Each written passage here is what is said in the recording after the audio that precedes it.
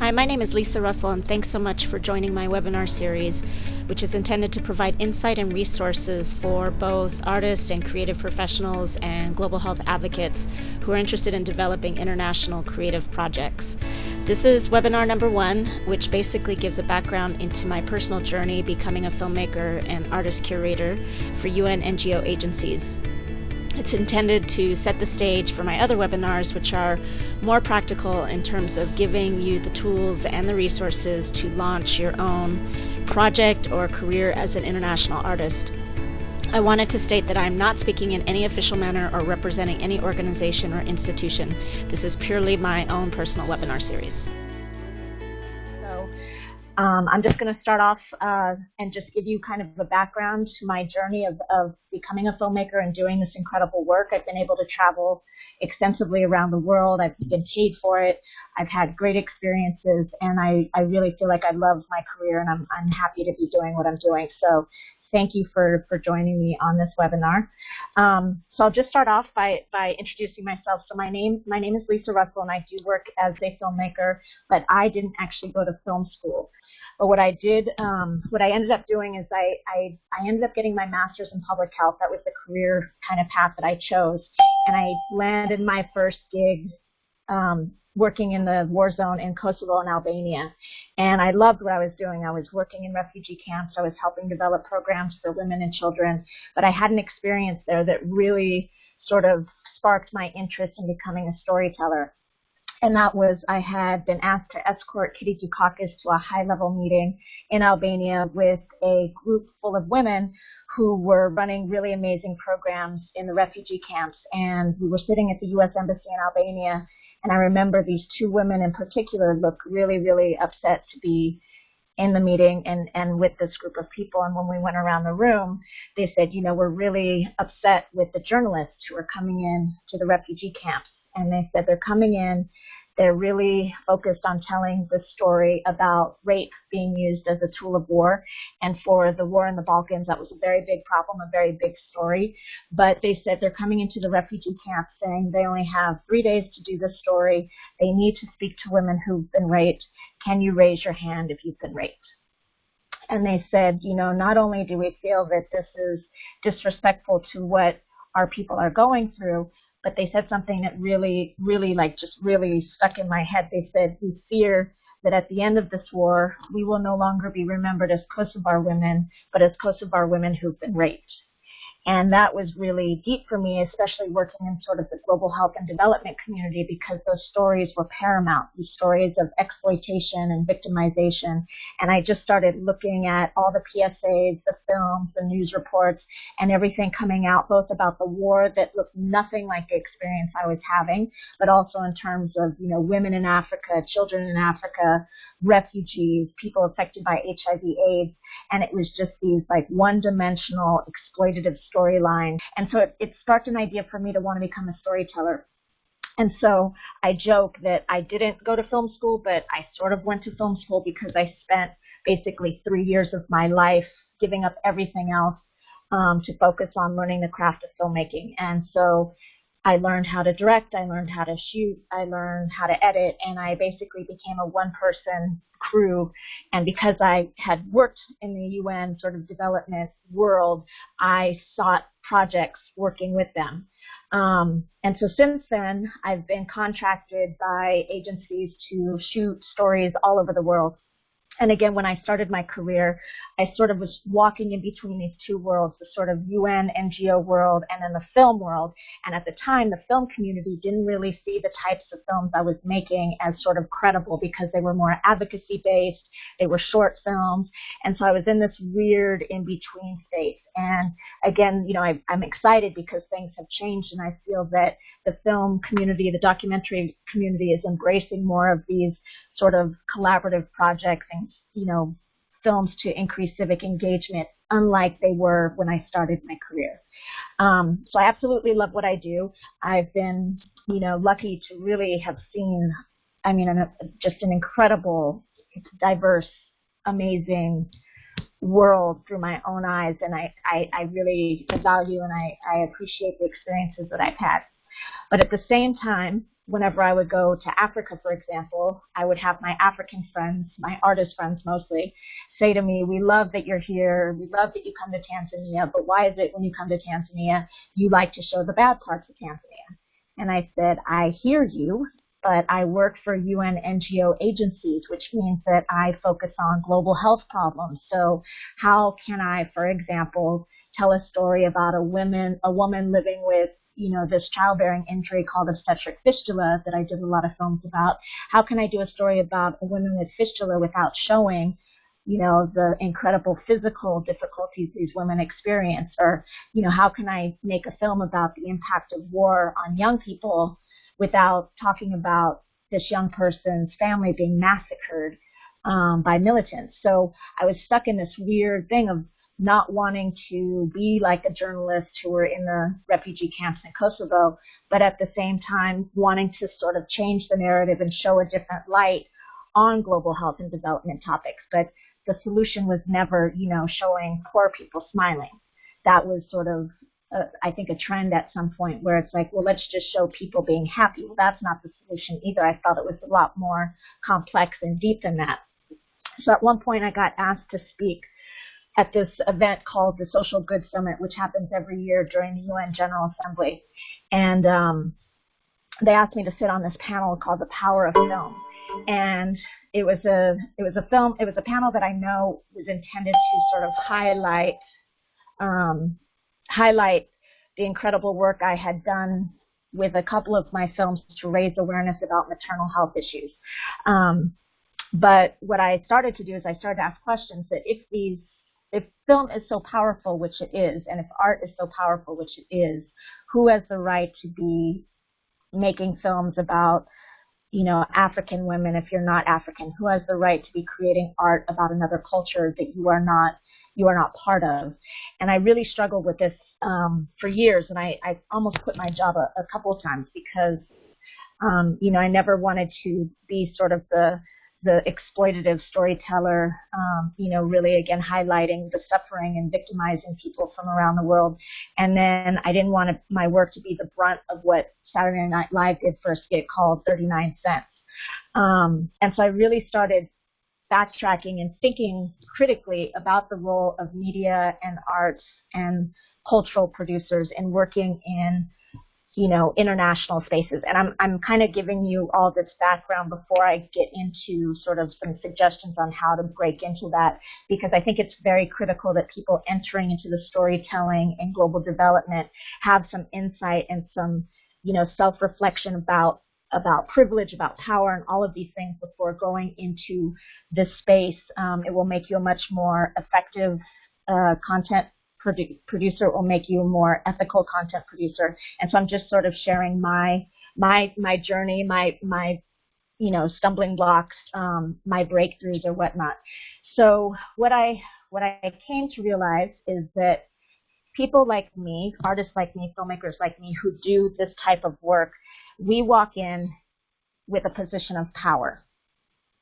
And there is a absolute clear imbalance of power between myself, who's coming in with sometimes tens of thousands of dollars of camera equipment, asking people who are, in really dire situations to share their personal stories on camera, and not being conscious of that, I think, is one of the reasons that these harmful narratives are perpetuated. And so I also like to point out that whether you're a filmmaker or a different artist or a global health communications person interested in doing more storytelling or arts creative sort of stuff, is that unlike the filmmaking industry, the documentary film industry, that has feedback mechanisms for the films that are made. So, for example, press reviews or box office numbers or ratings on Rotten Tomatoes. The types of films I make, the PSAs, the short films, the advocacy films that get placed online, have absolutely no feedback mechanisms. There's no way for you to really know. I mean, you can gauge the comments, you can gauge whatever, but there's no way to really know whether what we are producing is effective or is well received. some agencies may think that a video going viral, like the Coney 2012 video going viral, means it's successful, but in the eyes of the people who are either working in the field or who are being featured in the film may not feel the same way. And so it's a really tricky industry to be in, because really anybody can pick up a camera and go make a film and tell a story however they want and put it, on social media. But you are at risk of then again, perpetuating harmful stereotypes that doesn't do the bigger picture of building peace and equality any good. And then the other thing that's difficult is that there's not a lot of discussion about this. Like, there is no conference about arts and creativity and global development. There's no conference about responsible storytelling. And that's oftentimes because people who go into this field do have good intentions, but good intentions don't always translate to the right action. And so people don't really talk about this, because if we're in it to do good, then we shouldn't be critiquing, and I actually don't agree with that. So one of the things that I did find that I thought was helpful as a tool in thinking through, how do we tell stories, how do we showcase cultures, promote, messages more responsibly, I found this Charter of Storytelling Rights, which I thought was a really interesting resource.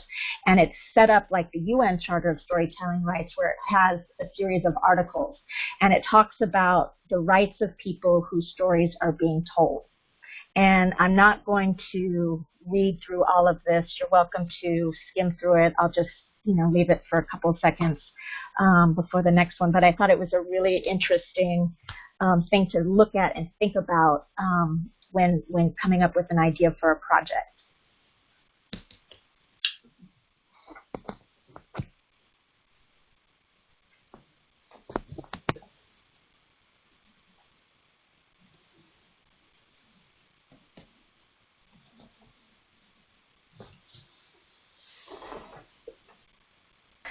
And so when we as artists start thinking about creating this content and responding to calls for content, for example, I think one of the things that is important in this day and age is really thinking about changing the narrative. There's a big push around storytelling right now at the UN and around global development, global health communities, but what does that actually mean? And so as somebody who's been making films and, balancing sort of being a work for hire, which means I'm making a film for a client who has a certain agenda and a certain desire for that product to do something, and also somebody who's trying to be more conscious in how I create my projects. These are some of the things that I try to work on. I immediately try to break any sort of stereotype. So, for example, I did a film about these amazing women in Kenya, India, and Indonesia who were sort of leaders in their communities for being global health, women in global health. And, for example, in the Kenyan segment, this woman, had told me that, for example, men don't normally accompany women to a clinic or the hospital when their children or their wives are sick. So the second I saw a man actually really show concern for his 6-month-old baby and worried about the health of his own baby, I felt that I wanted to showcase that story. There was a huge, trend of really portraying people from the African continent and the African diaspora in a certain light, which was not very dignified or accurate. So being conscious of trying to break the stereotypes. The second you do a creative project and you lead your story with, a child with flies in his eyes, it's very, cliche, but an African child with flies in his eyes, you're going to turn people off immediately. The same thing with some of these documentaries that open up with very traumatic or tragic events. And sometimes those are effective. Sometimes there are emergencies or crises that warrant that type of storytelling. But because it's been so one-sided, in creating or thinking about your project, you might want to lead with something that's less obsessed with kind of that narrative. I also feel like it's important to create, when you showcase people, make sure you showcase them as people first before people with a problem or people with an issue.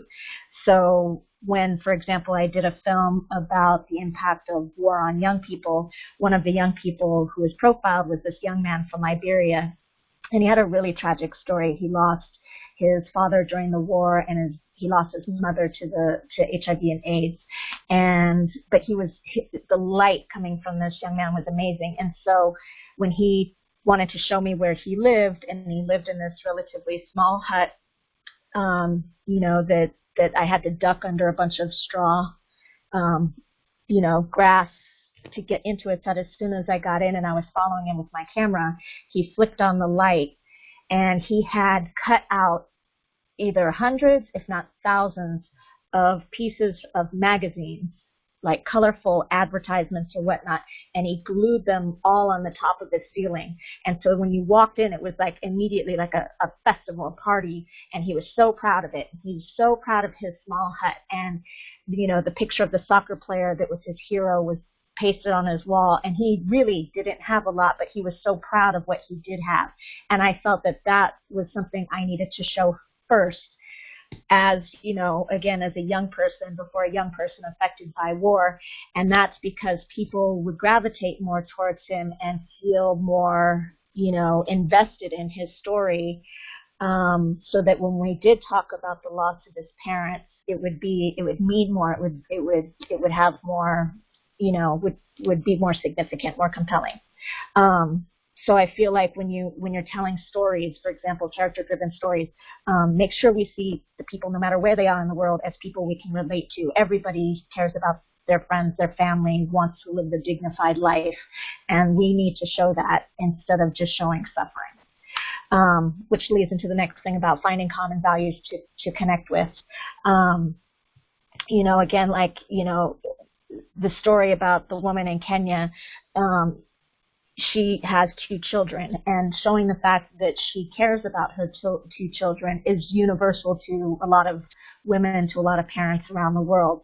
And so when, we see her taking care of a very sick child, and she talks about it reminding her of her own children, I think people really can relate to what she's saying, more so than if she starts talking about how many sick children in Kenya, were affected by this particular situation. The story and the connection is much more compelling than trying to deliver facts and statistics and that sort of stuff. And anything you do creatively, I feel you should try to promote empathy, not pity, and there is a difference.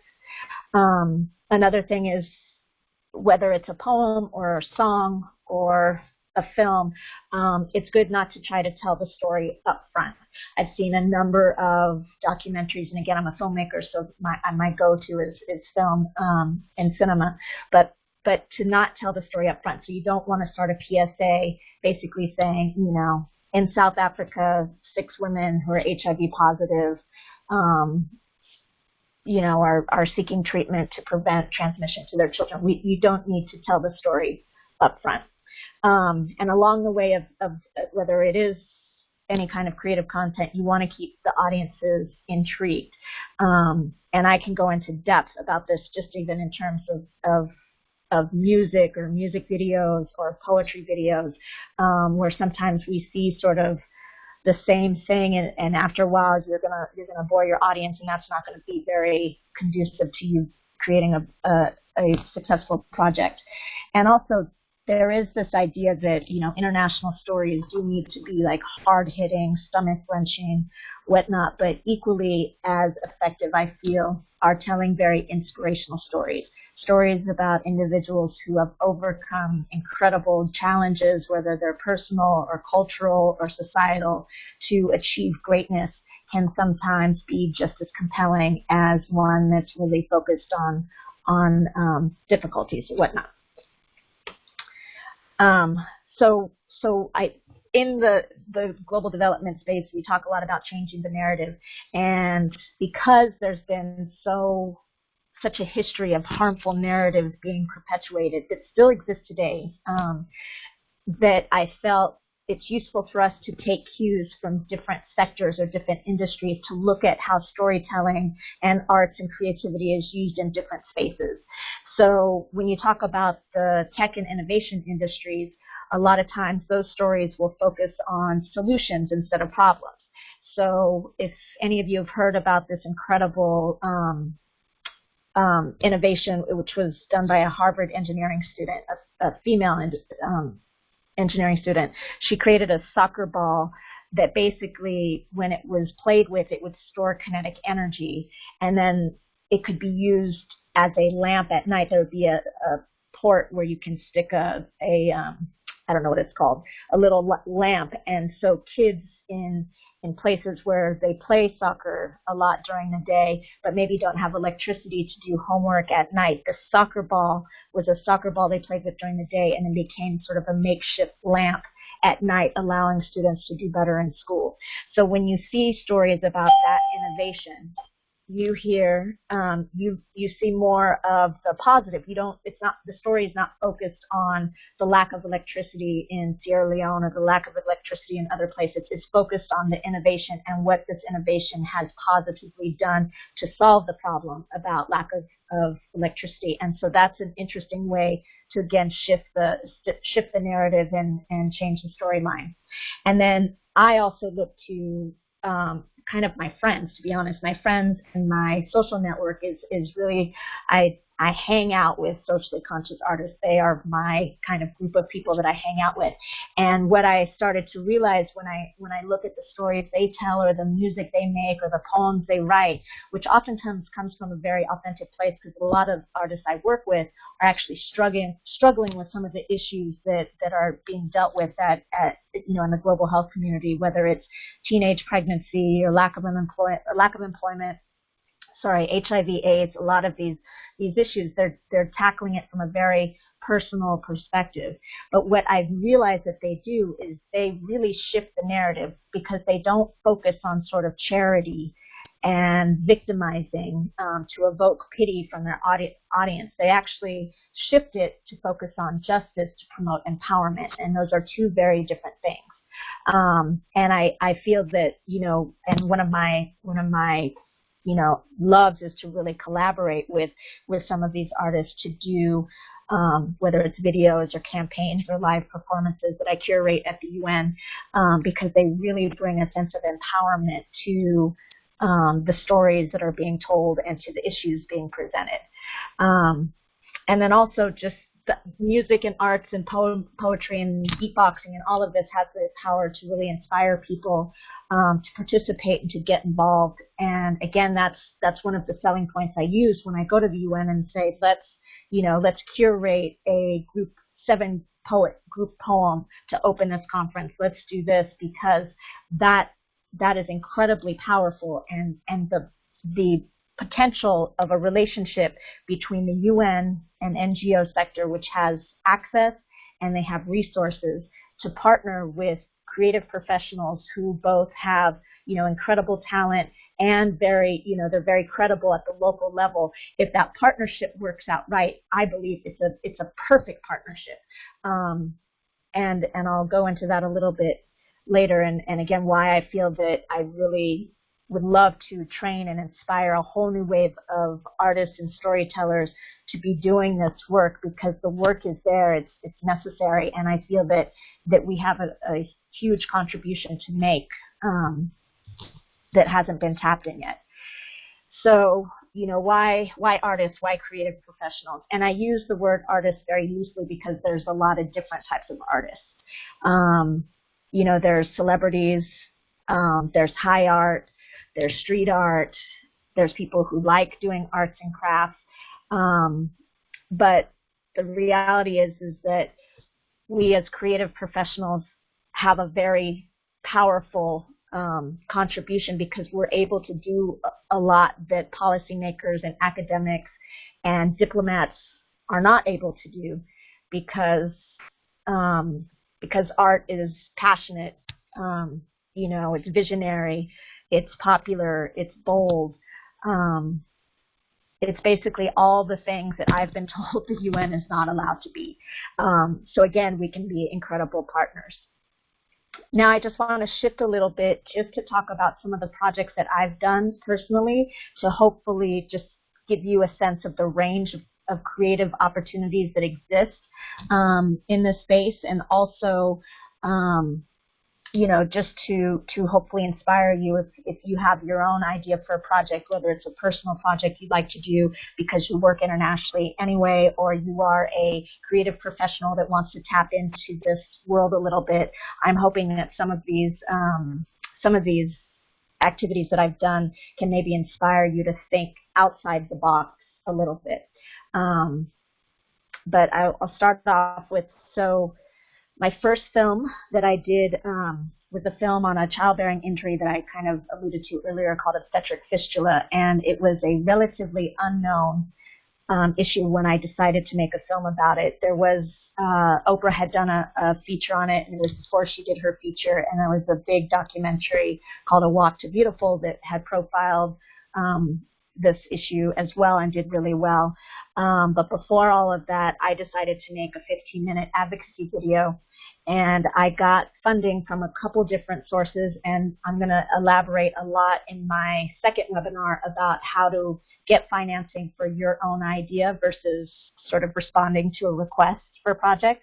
But this was something that I wanted to do, and when I had asked for the money, I think most people thought that I was going to do a typical 15-minute film and get it hopefully screened on CNN. And because I was not trained as a professional filmmaker, and I don't think like a filmmaker, I think I'm more of really an activist that makes films, I decided to do something very different. And that was to go on a tour with the musician whose music was in my film. She had scheduled a 3.5-week tour across the country to release her new album, and we had decided that we would join forces and jump on a bus and for 3.5 weeks go around the country. And in each city, we would do screenings at universities and colleges during the day, and then at night we would distribute information during her shows to the crowd. And by the end of the tour, we had galvanized a huge following of mostly college students and young people who are now very invested or interested in learning more about fistula.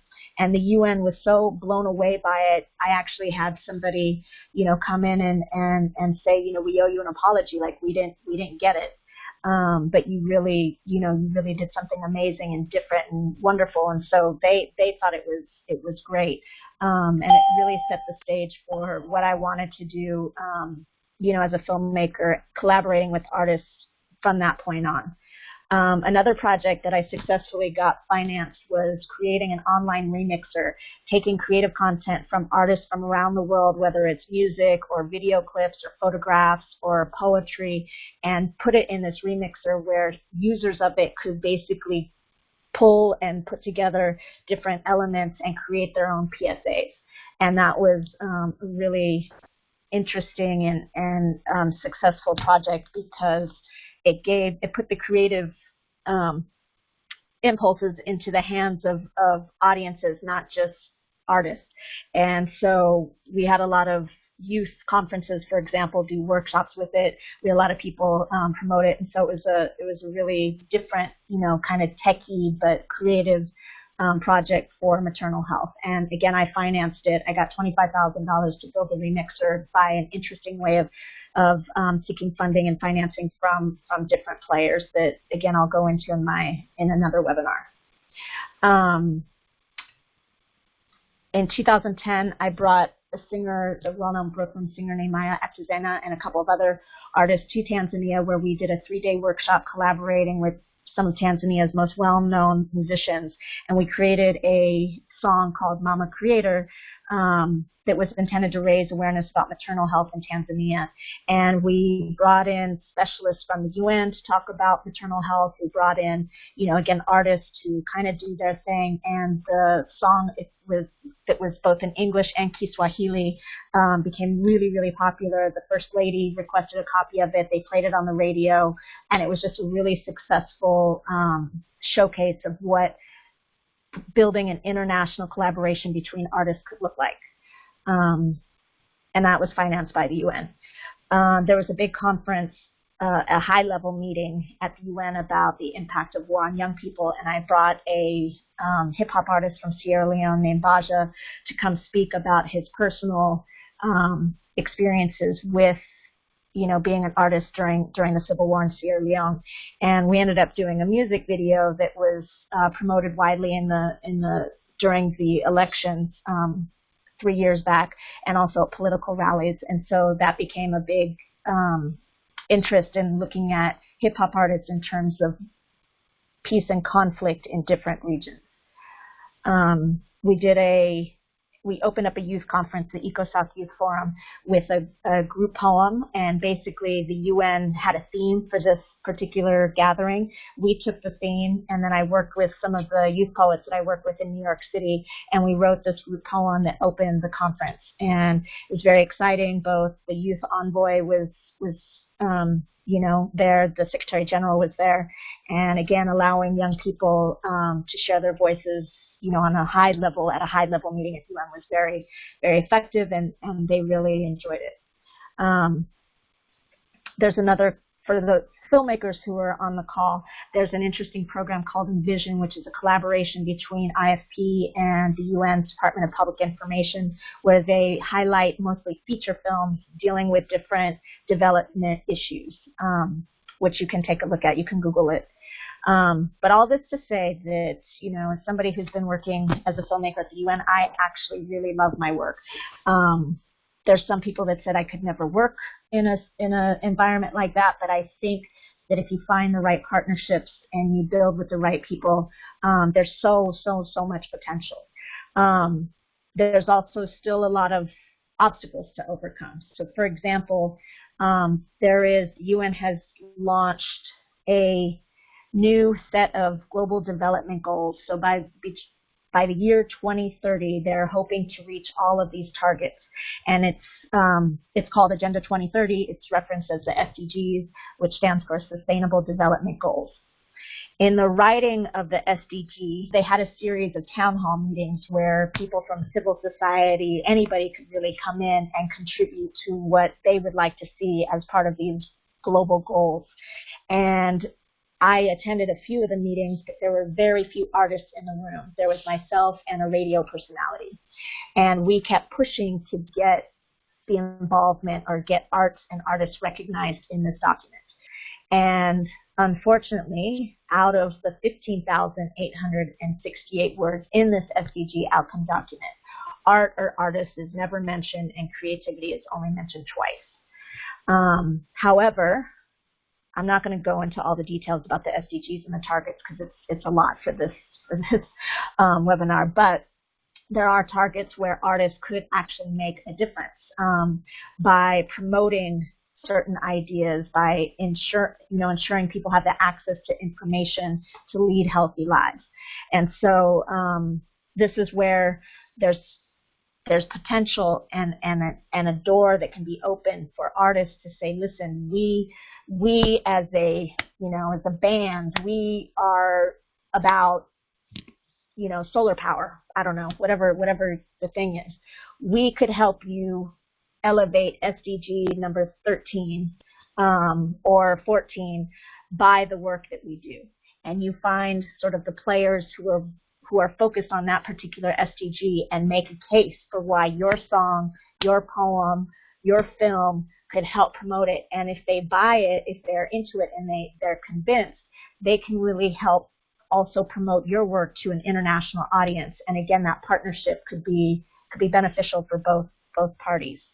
I also just want to kind of introduce a couple of other ideas and concepts. In 2014, I formalized sort of all this arts and creative stuff I was doing at the UN under an initiative that I called I Sell the Shadow, which is based off a quote by a well-known civil rights activist named Sojourner Truth, who used to sell photographs of herself to fund her civil rights advocacy work. And her quote was, "I sell the shadow to support the substance." And so it's a network of performers, of artists who have worked with me to curate and do performances to raise awareness about the need for girls' education. This is a beatboxing battle for girls' education.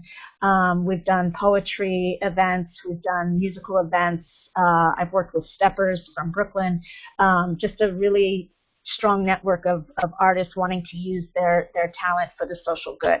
And this is an ongoing initiative that we do a lot of different things. We do performances.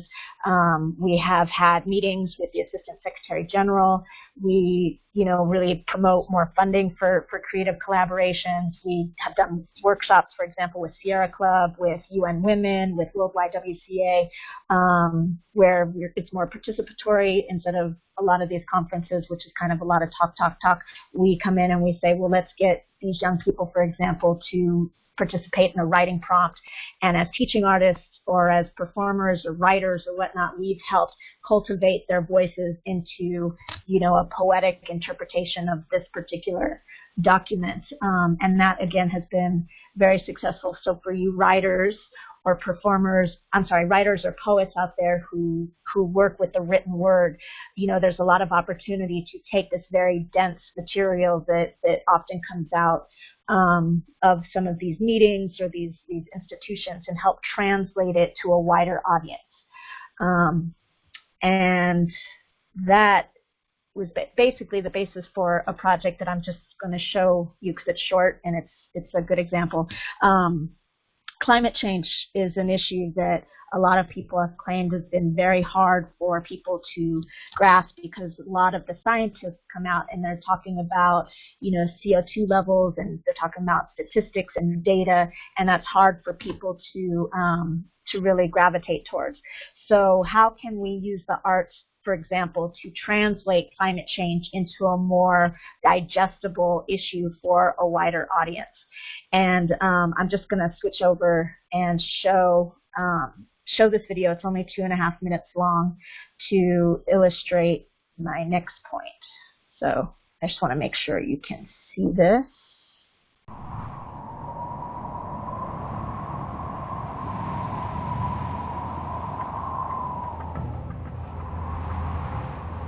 Somewhere close, a woman's hands are shaking like a tantrum under California's feet.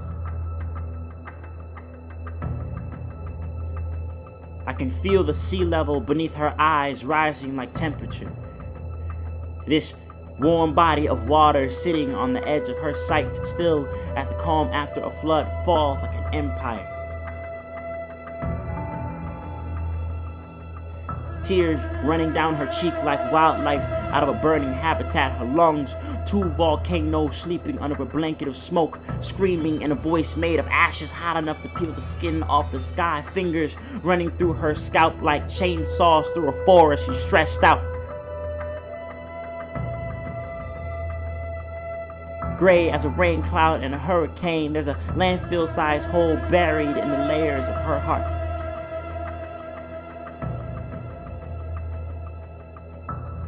I can smell the methane walking out of her pores. Like an alcoholic walks into the living room, body covered in bruises only a man made. She cries every day.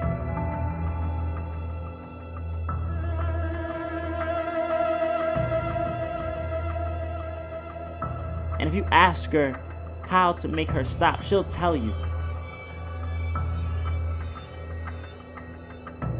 Ride a bike with me. Hold my hand with the lights off. Pick those poems up off the floor. Don't throw them away. Finish them. Use them over and over and over, and stop moving so fast. You're gonna miss everything I made for us.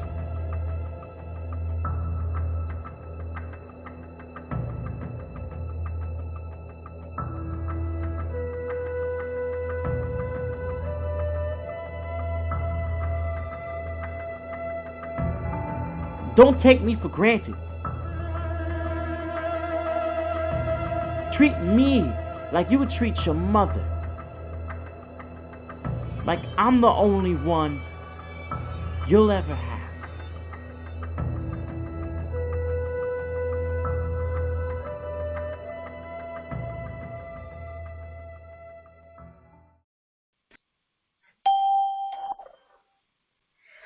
Okay, everyone, so I'll get going to that. Thank you for taking the time to watch it, but I really wanted to use it to illustrate that there's a lot you can do with very little. Now, this is how this originated was because of the work that I do with the young poets. I had asked one of them to write a poem about climate change, and he performed it at a conference that I was speaking at Yale, and it just blew me away. Like, it blew everybody away. And we were like, this is amazing. So we decided to make a video out of it, and I did it. I didn't have a budget for it. I didn't have anyone behind it. It was just me and him creating something together as two artists. And what we ended up doing is he wrote the poem, and then I invited him to my house, and I recorded the audio and shot the video in front of a green screen in my kitchen. So we spent one day just, getting the audio down, having him, perform it. And then I spent $72 getting the archival footage and the song. And so once the film was done, I showed it to a couple of, colleagues and folks, and they got excited about it. And we decided to launch it during the UN's General Assembly. But instead of just keeping it focused at the UN, because I knew this was a video that really was intended for a wider audience, and I was really hoping to use it to reach young people in particular, and young people of color. We had it premiere both online on Slate magazine, and how that happened is I basically found a really strong climate change article that was on Slate, and I wrote to the writer, and I had asked if he would be interested in premiering exclusively the video on Slate magazine during the UN General Assembly, and he was totally behind it. So that's where it premiered. I also submitted it. I don't do a lot of film festivals, but I felt this was a film festival worthy film. So I submitted it on Film Freeway, and it got into 30 or more film festivals, mostly environmental or social change type festivals. We won the best of festival for the San Francisco Green Fest, so we won $300, so we actually made a little bit of money for making the film. And then I ended up pitching it to a couple of UN events. One was the DPI Youth Conference on Climate Change, where I also got to do the closing remarks, which was a big deal for me, and it was great. And for International Youth Day, and the youth poet got to make official remarks, which was really amazing for him also. So I wanted to showcase that, just to show that you don't need a lot to do a lot. And I know that when I first started my career, one of the obstacles I faced is that I didn't have a lot of international experience.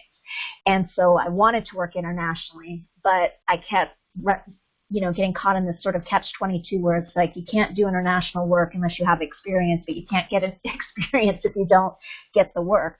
So in my third webinar, I'm going to talk a little bit about some creative alternatives to building your portfolio that would be attractive to do an international project, even if you don't have a lot of international experience. But this was just something that, if you're interested in using your talents, you don't have the funding yet, but you want to start building your portfolio. This is just an example of something small. Short videos are right now. You can do short material, you can write a song, you can do a lot of things where you don't need a lot of resources. And the more you build up your portfolio and show that you're interested in creating this type of content, more opportunities are also going to open for you.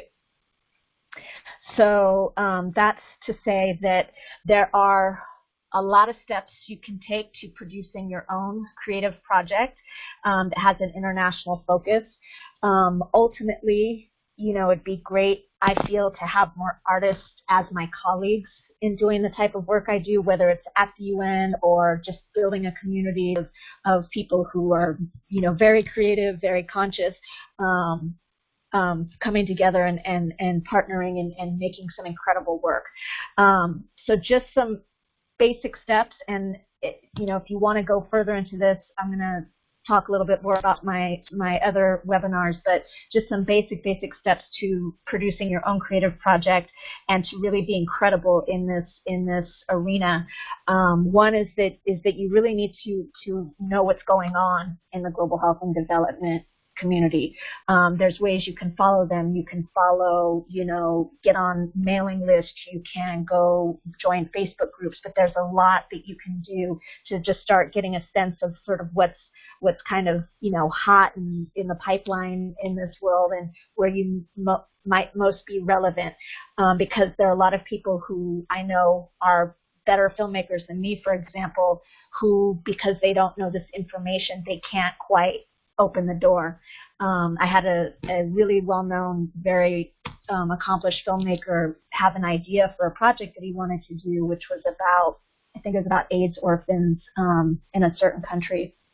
And he had this whole plan of what he wanted to do and how he would tell the story. And I told him, I said, that is a really great story, compelling story. I'm not sure it would work well in the UN NGO sector right now because that story is like 10 years old. If you tweaked it a little bit to focus on this, it might make it more relevant. But because he doesn't know what's going on in this world, he's not informed enough to know what kind of project to pitch. And I like to say, every industry has their own language. A filmmaker by the language they speak about how quickly they drop, the kind of equipment they use, or a poet will talk about the venues that they've been in and who they've featured with or whatnot. So there's different languages for all these different sectors, and people size up other people very quickly on who's credible in these things based on language. So if you can learn the UN system, learn who the players are, know who UNHCR is and what they do, and kind of gather that, you're going to be a lot more credible than coming in really cold and having good intentions but not being informed well enough. The other thing I would say is identify the key players covering the topics you care about. So if there's one particular issue that you are focused on, find the key players, find the UN agencies, find the NGOs, find the working groups, find all these folks and really get to know what they're up to, the events that they host, go to them if you can. Really try to hone in to who the key people are around, climate change. For me, I did a lot of work on maternal health at the beginning of my career, and so UNFPA and Women Deliver were sort of no-brainers for me. I wanted to work with them. I did work with them, and I worked closely with them because they were focused on the issues that I was very invested in. Learn how to write a proposal. One of the key skills that you need to be sort of a creative professional working in this world is knowing how to write a proposal.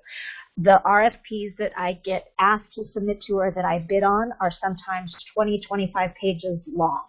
And to be able to read through those and write a proposal takes some skill and effort. And if you don't know how to do that, you might want to invest in hiring a proposal writer to do that because they are very dense and very detailed. Again, in one of my webinars, I'm going to basically dissect one of my proposals by looking at the call for the request for proposals and going through piece by piece what these different things mean and what to look for and think about, and what my presenting proposal, including my budget that has line items for everything you need to do an international project.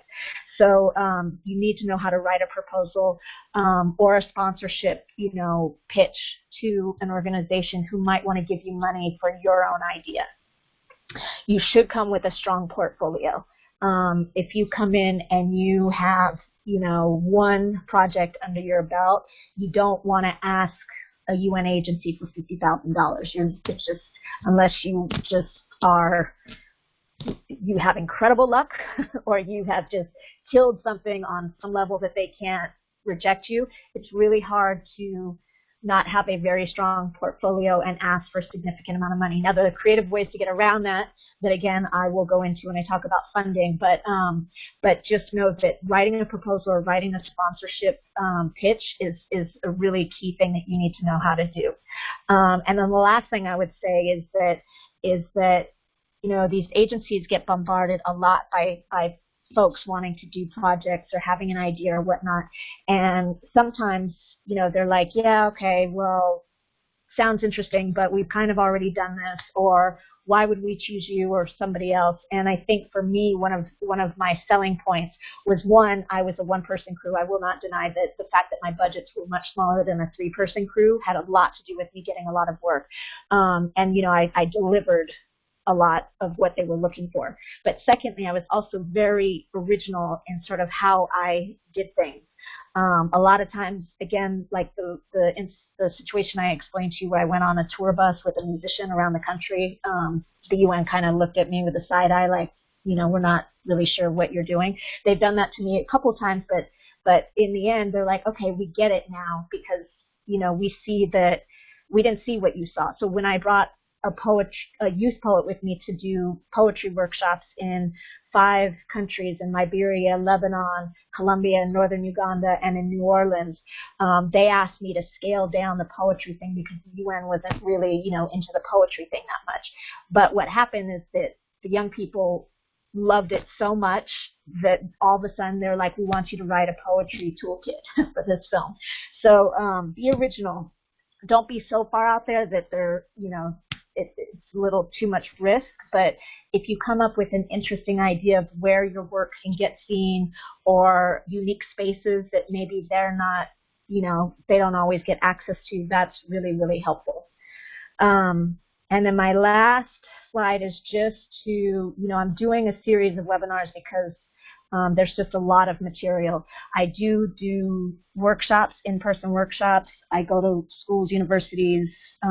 I've done workshops with artists in kitchens. Like, I've done a lot of workshops, but I'm trying to do more webinars because I can't quite get to all the places I would like to do.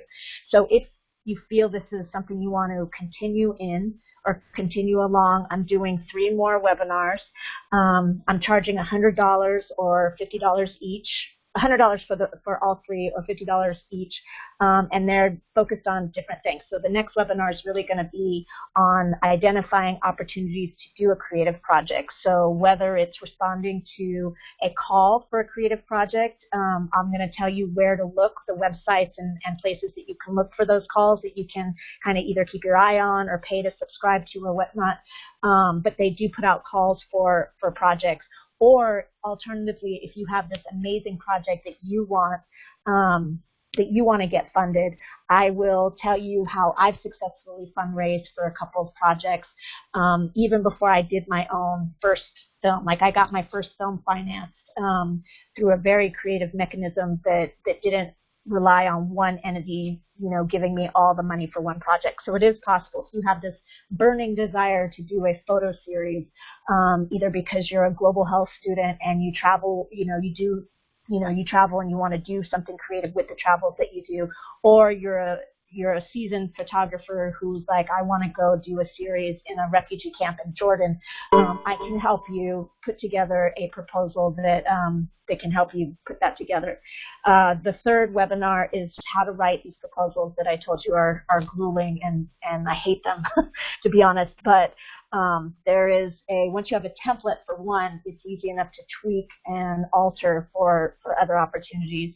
And then my last one is really how to execute a project. So if you are a filmmaker and you end up shooting in, Sierra Leone, there's processes that you have to obey, or processes you have to follow in order to do it legally and credibly. So that's how I'm going to end there, but just want to thank everyone for joining me. And if you have any questions, please, you all have my email, and hopefully I will see you in 2 weeks. Thank you very much. Thank you for listening to webinar number 1. The next webinar will be focused on identifying opportunities to produce international projects. I'll be sharing websites that host requests for proposals. I'll give pointers on what's popular right now in the global health and development community, and share some ideas on how to get support and funding for your creative project. For more information, please visit my personal website at www.lisarussellfilms.com. Thank you, and see you next time.